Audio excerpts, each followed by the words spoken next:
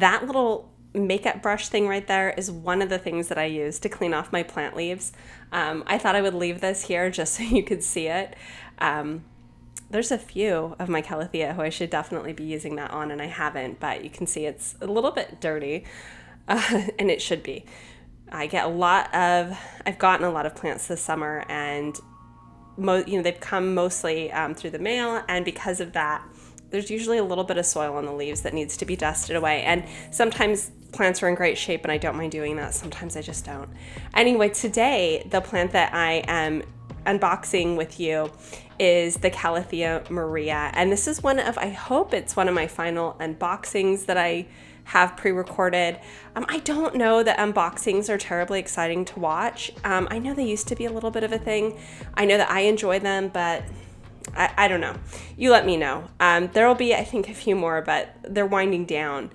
But I'm sharing this with you because I ended up getting this Maria. I got it from an Etsy shop, but they also have a website. So this is the Plant Emporium. Not sponsored, but I've gotten a number of Calatheas from them. Look at how beautiful this is.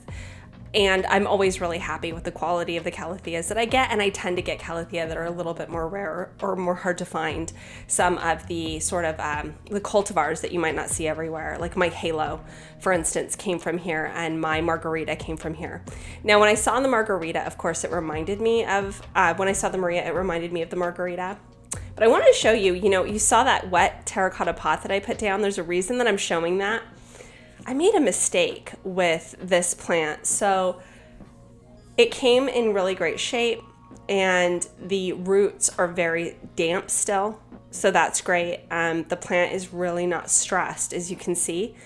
It shipped really fast and it came through with these they're not stripped roots, right? They still have a little bit of soil there. It's not a traumatized plant. However, when I soaked this terracotta pot, I kind of, what ends up happening then is that the ability, once I pot and I water, the terracotta is not going to be quite as porous. So we'll get to that because I had a little bit of a problem with this plant. And one of the things that I want to say is that you really should just trust your instincts as often as you can. My instinct was to get this into the soil and not to water it right away, but I did. So, and it didn't really need it. The roots were still quite damp and I should have actually waited a minute. I know it's usually a rule that as soon as a plant arrives in your home and from shipping, it immediately needs to be watered, but that really isn't always the case. It really need to check the soil yourself if it's come with if it's already potted, or if it hasn't been, really just check the roots and whatever's around the roots and how damp they are. But here I am just filling in the pot, and I'm trying a little bit of a new angle so you can see a little bit better what's going on here.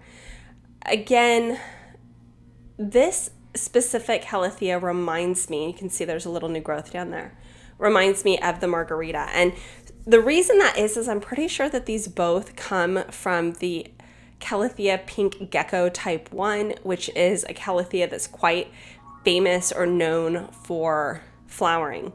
And I'm going to show you my Margarita and my Maria together side by side at the end of the video, and you'll be able to actually see the Margarita is quite a strong flowering plant actually when it comes to Calathea, which is, if you're looking for a plant that you can give, I would say on the higher end of bright light, not necessarily direct light, but bright and direct light, that higher end of it, you can have this house plant that is very likely to flower. And so a lot of Calathea, they're a little bit harder to get to flower indoors. And I've just found that, obviously there are some varieties like the Crocata and the Pink Gecko that are a lot more likely to flower.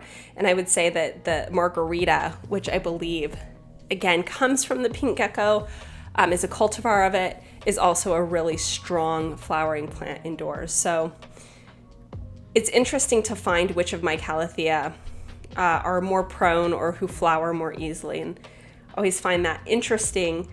And I'm always, as you know, on the channel trying to figure out how I can get them to flower, and then regretting it and thinking about, cutting their bracts off and not letting them fully bloom. I'm hoping that if this Maria is prone to flowering like the Margarita and the pink gecko, that it has the same color bracts as the Margarita, which are an incredibly lovely, just really soft shade of pink. Most of my other Calathea, their bracts are going to be a pale green. So this soft pink against the contrast of the green is really beautiful. And you know, I wouldn't mind having more, and I waited a really long time. I've actually never gotten a pink gecko, and I was really, if you remember, I was already so worried when I got the Margarita about it having problems. But so here's the thing, is I water it. Like I told you, that I had an instinct that maybe I shouldn't, but I'm like, no, it's gonna be fine. Well, the fact that the terracotta had been soaked and it's not quite as porous meant that the roots on the plant already having been really damp and the soil clinging around the roots being damp, it was too much water and the plant really struggled to breathe. So about an hour after this, and I'm sorry I don't have video of it, the leaves on this plant curled like completely shut for the most part. And it looked like kind of an aeration issue that I've shown with my Varshavitsii. However, I left it alone. I just had to walk away. I came back a couple of hours after that, and the leaves had fully opened. The terracotta pot had begun to dry out, and so moisture is leaving the soil, you know, as it's becoming more porous. And so then, of course, what's wonderful for me is that the soil can start to dry out a tiny bit. It's not so wet, and the leaves completely uncurled, and there's not any damage to the plant. So I got this plant on August 15th. I'm filming this on September 12th. So this is my Margarita. Those are the pink bracts that I was telling you about. You can see it now has 3. The third one is finally starting to come up. The first 2 are both producing flowers. And this is the Maria, and it's largely unharmed from that kind of overwatering that initially happened. It's had about 4 new leaves. It's got another one that's coming in. And what if I close my eyes in my mind, I feel like these leaves look a lot more similar between the Margarita and the Maria. But here side by side, you can see that the Maria definitely has a darker shade of green. It's got a far more, the margins of it with that patterned markings, they're a lot more, I would say, pronounced. They're more opaque than with the Margarita. The Margarita kind of has these feathery margins of color, whereas here we see a much more opaque margin. And of course, the Calathea inspectors are in full effect, needing to check out the plants once they are down low. They're so good with my plants for the most part, but by the way, they did actually attack one of my plants recently, and I have no idea what triggered it. I have a ton of plants that they can get to. They never bother them at all, but this one plant, they took a few leaves off. But as you can see, I didn't dust this right away. I was trying to let it rest, and then after it curled up, I didn't want to mess with it. And so I'm looking at it now and realizing it's probably time to go in with that brush that I was showing.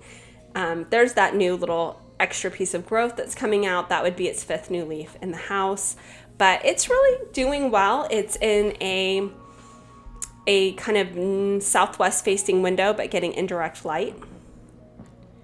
And there's been a lot of smoke in the air here. My thoughts are with all of you out there right now with what's going on. So it's not getting the best light, but fingers crossed this will clear up. I hope you enjoyed the video. Until next time, be well and take care.